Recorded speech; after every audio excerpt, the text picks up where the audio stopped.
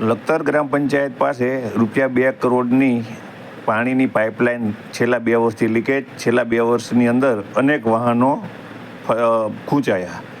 Lakhtar body બામણીનું ખેતર, લખતરનો કોઈ ધણીધોરી નહીં. લખતરની અંદર ચૂંટાયેલા સભ્યોને ફક્ત કોન્ટ્રાક્ટમાં જ રસ છે. લખતર ગામની સમસ્યા દૂર કરવામાં કોઈ રસ નથી તેવો ઘાટ.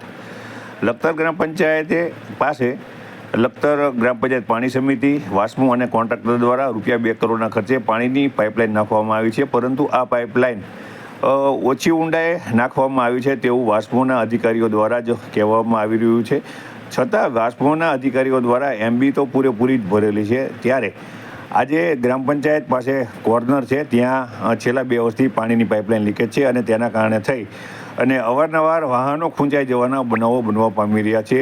છેલ્લા 2 વર્ષની અંદર આશરે 500 જેટલા વાહનો ખૂંચાઈ ગયા છે અને આ અંગે ગાંધીનગર સુધી રજૂઆત કરવામાં આવી છે. તાલુકા પંચાયત, જિલ્લા પંચાયત, ગાંધીનગર સુધી રજૂઆત કરવામાં આવી છે, છતાં તેમ કોઈ કાર્યવાહી કરતું નથી. તે લખતર ગામના લોકોને સમજાતું નથી.